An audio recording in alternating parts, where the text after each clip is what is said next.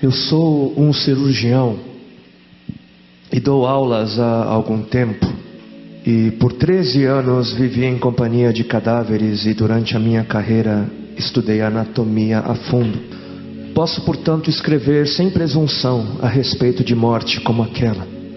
Jesus entrou em agonia no Getsemane e seu suor tornou-se como gotas de sangue a escorrer pela terra.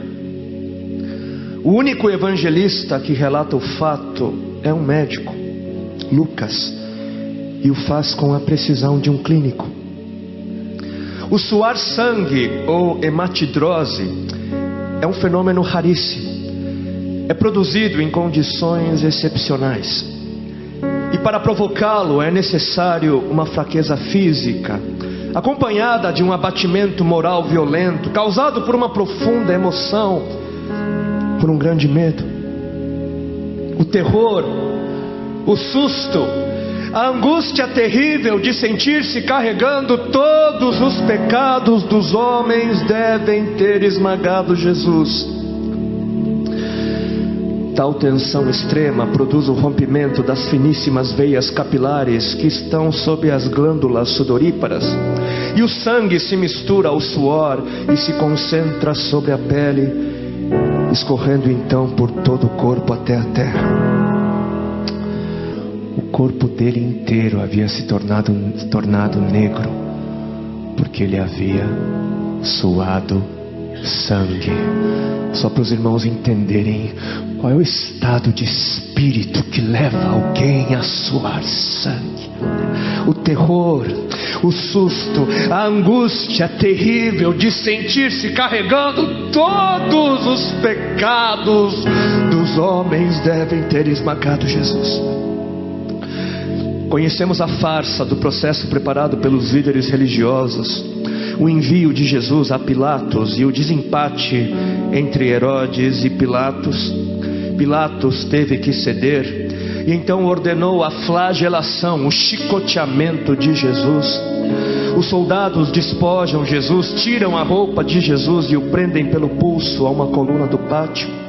A flagelação se efetua com tiras de couro múltiplas, sobre as quais são fixadas bolinhas de chumbo e pequenos ossos. Os carrascos devem ter sido 2, um de cada lado e de diferente estatura, e golpeiam com chibatadas a pele já alterada por milhões de microscópicas hemorragias do suor de sangue. A pele se dilacera e se rompe, o sangue espirra. A cada golpe Jesus reage em um sobressalto de dor. As forças se esvaem, um suor frio lhe impregna a fronte, a cabeça gira em uma vertigem de náusea, calafrios lhe correm ao longo das costas. Se não estivesse preso no alto pelos pulsos, cairia em uma poça de sangue. Depois o escárnio da coroação, com longos espinhos mais duros que os de acácia. Os algozes entrelaçam uma espécie de capacete e o aplicam sobre a cabeça de Jesus. Os espinhos penetram no couro cabeludo, fazendo-o sangrar, e os cirurgiões sabem o quanto sangra o couro cabeludo. Pilatos, depois de ter mostrado aquele homem dilacerado à multidão feroz, o entrega para ser crucificado. Colocam sobre os ombros de Jesus o grande braço horizontal da cruz, que pesa uns 50 quilos. A estaca vertical já está plantada sobre o Calvário. Jesus caminha com os pés descalços pelas ruas de terreno irregular, cheia de pedregulhos. Os soldados o puxam com as cordas. O percurso é de cerca de 600 metros. Jesus, fatigado, arrasta um pé após o outro. Frequentemente cai sobre os joelhos e os seus ombros estão cobertos de chagas, de ferimentos. Quando ele cai por terra, a viga lhe escapa, escorrega e lhe esfola o dorso. Sobre o Calvário tem início a crucificação. Os carrascos despojam o condenado, tiram a roupa do condenado, mas a sua túnica está colada nas chagas, nos ferimentos, e tirá-la produz dor atroz. Quem já tirou uma atadura de gaze de uma grande ferida percebe do que se trata. Cada fio do tecido adere, cola a carne viva, e ao levarem a túnica se laceram as terminações nervosas, postas em descoberto pelas chagas. Os carrascos dão um puxão violento, e há um risco de toda aquela dor provocar uma síncope. Mas ainda não é o fim. O sangue volta a escorrer. Jesus é deitado de costas. As suas chagas se incrustam de pequenos elementos. Depositam-no sobre o braço horizontal da cruz. Os algozes tomam as medidas. Com uma broca é feito um furo na madeira para facilitar a penetração dos pregos. Os carrascos pegam um prego, um longo prego pontudo e quadrado, apoiam-no sobre o pulso de Jesus e com um golpe certeiro de martelo o plantam e o rebatem sobre a madeira. Jesus deve ter contraído o rosto assustadoramente. O nervo mediano foi lesado. Pode-se imaginar aquilo que Jesus deve ter provado: uma dor lancinante e agudíssima que se difundiu pelos dedos e espalhou-se pelos ombros, atingindo o cérebro. A dor mais insuportável que um homem pode provar, ou seja, aquela produzida pela lesão dos grandes troncos nervosos, que provoca uma síncope e faz perder a consciência. Mas em Jesus não. O nervo é destruído só em parte, e a lesão do tronco nervoso permanece em contato com o prego. E quando o corpo for suspenso na cruz, o nervo se esticará fortemente como uma corda de violino esticada, e a cada solavanco, a cada movimento, vibrará despertando dores dilacerantes. Elevam a Jesus. Os ombros da vítima esfregam dolorosamente sobre a madeira áspera. As pontas cortantes da grande coroa de espinhos penetram o crânio. A cabeça de Jesus inclina-se para a frente, uma vez que o diâmetro da coroa o impede de apoiar-se na madeira. Cada vez que o mártir levanta a cabeça, recomeçam pontadas agudas de dor.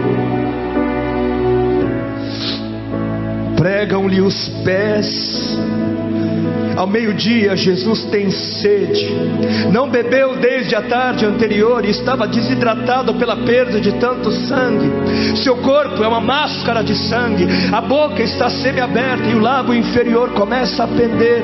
A garganta seca lhe queima, mas ele não pode engolir. Tem sede.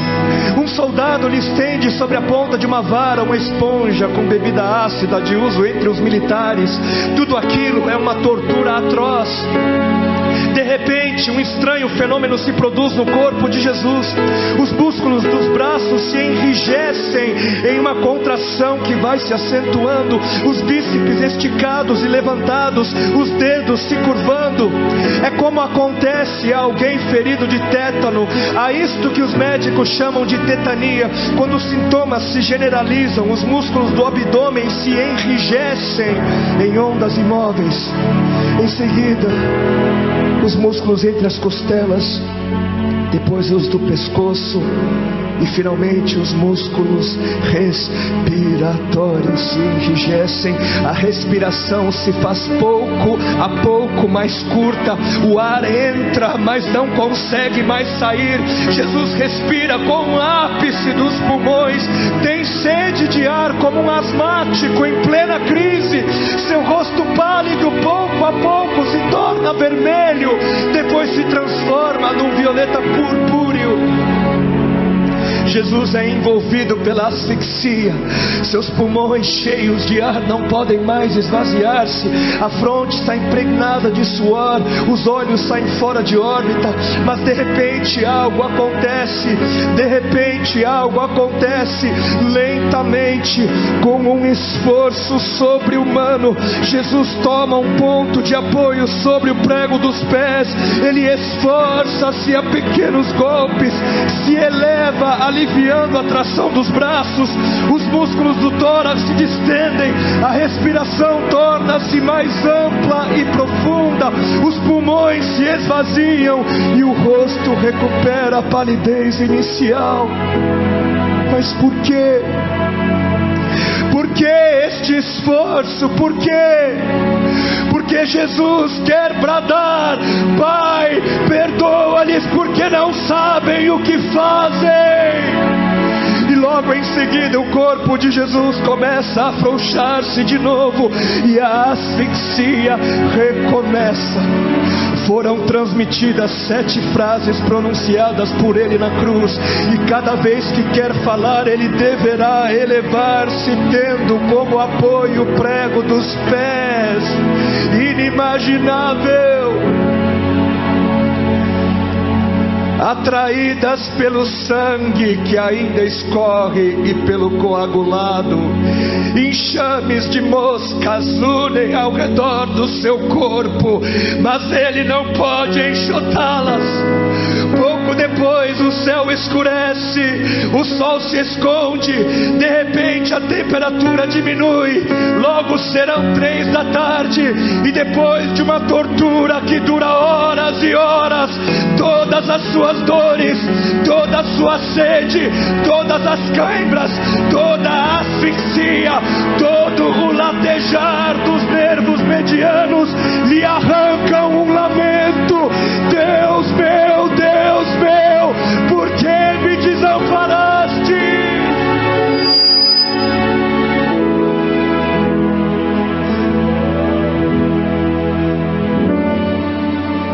Jesus grita: está consumado. E em seguida, num grande brado, diz: Pai, nas tuas mãos entrego meu espírito.